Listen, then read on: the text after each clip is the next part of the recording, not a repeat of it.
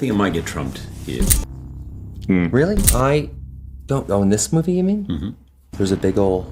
I think... Oh. Yeah. Yeah, there's a... The studio lights were still warm when the rumor detonated. Ryan Reynolds hadn't just stepped away, he'd ghosted the mouse entirely. Every entertainment desk in LA heard the same whisper before midnight: Deadpool's gone dark. And Disney doesn't know the punchline. Hollywood panic has a specific scent: iced coffee, frantic sweat, printer toner, and you could smell it in the corridors of Marvel HQ the next morning. Assistants clutched embargoed trailer assets that suddenly felt obsolete. A floor up, attorneys parsed every clause in Reynolds' deal, hunting for language that might drag him back for the global press tour. Meanwhile, social team Slack channels filled with half-hearted gifs of Wade Wilson shrugging, as if a meme could silence the question flooding fan forums: what did they do to drive away the one guy who actually loved this character? Inside a locked edit bay, the rough cut sat frozen on frame 12/432, the exact point where Deadpool was supposed to deliver a signature meta sting about franchise tax write-offs in red spandex. The line was gone now, scissored out during the third tonal pass. In its place lingered 2 seconds of awkward throat clearing. That blank space felt prophetic, the hole where Reynolds' voice used to be. It wasn't supposed to unravel like this. Deadpool and Wolverine had been pitched as Marvel's adrenaline shot, proof the multiverse still had bite. Feige courted Reynolds with promises of creative carte blanche, let Jackman pick the fight, choreography team, and greenlit a down and dirty R rating as a public flex. But every handshake came with an asterisk, and each asterisk arrived wearing a polo shirt labeled brand integration. First went the limb-severing gag, too memeable for kids, then the profanity-laced TVA roast could confuse Loki viewers, and finally the 6-minute carnage montage that tested through the roof but offended exactly 3 international censors. Disney couldn't afford to lose. Reynolds absorbed the cuts in stony silence, until the studio floated the Young Deadpool initiative, a TikTok comic delivering sanitized quips from behind a green screen while the real Wade Wilson was trapped in contractual limbo. That was the move that flipped the switch from frustrated to finished. Crew members noticed the change instantly.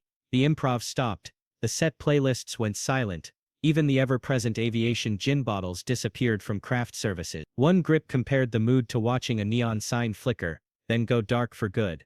The strangest part, Marvel kept pretending everything was fine.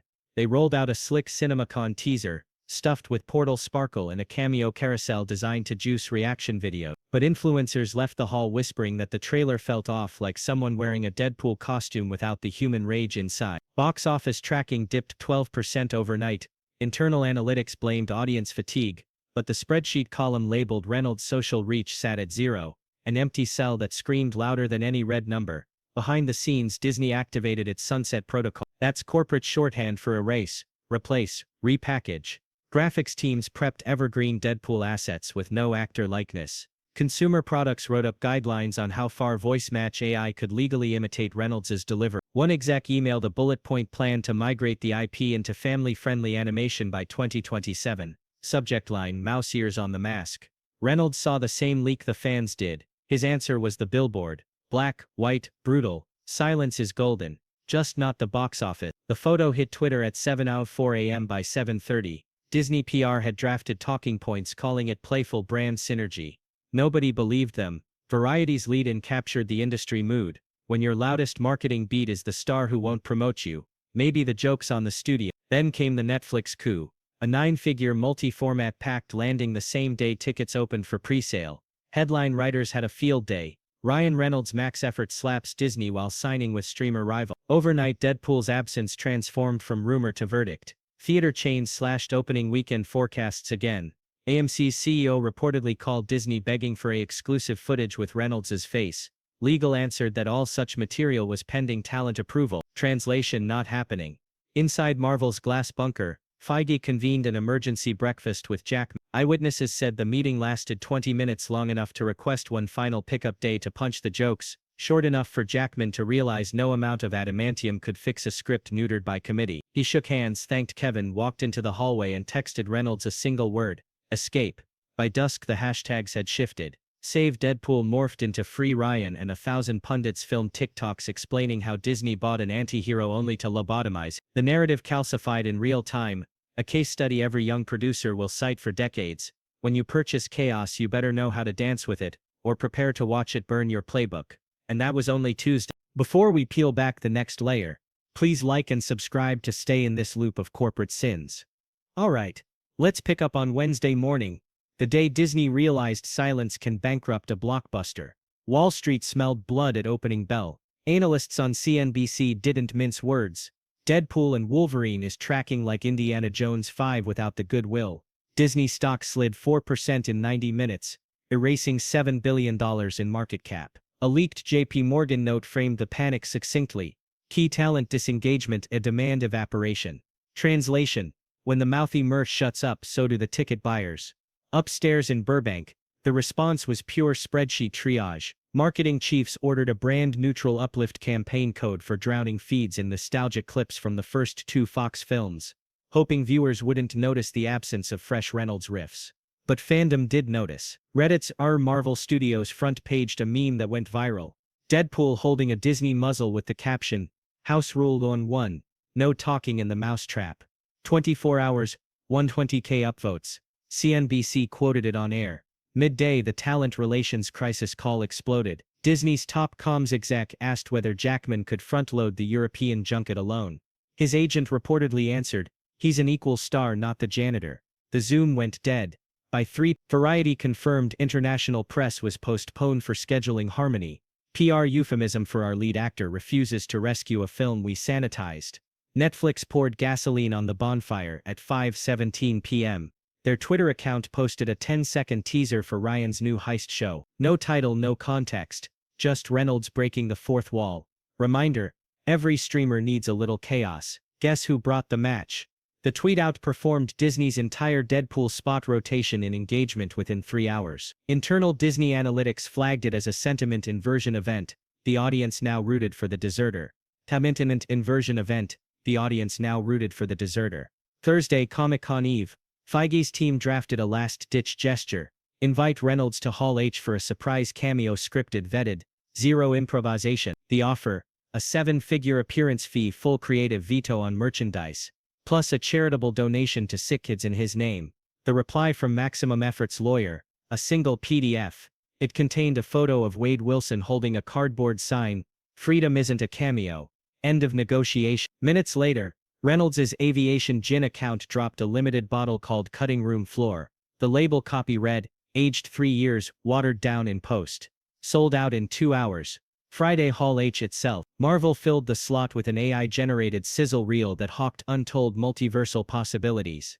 The crowd's applause was tepid, trending to hostile when the footage teased a de-aged cameo of Iron Man that felt like moral necromancy. One attendee shouted, "Bring back human." Security escorted him out. The chant spread anyway. IGN's livestream chat spammed emojis. Kotaku headlined, "Marvel shows nothing and somehow proves everything."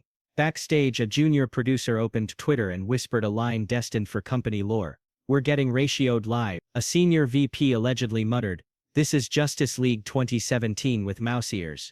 The fallout cascaded.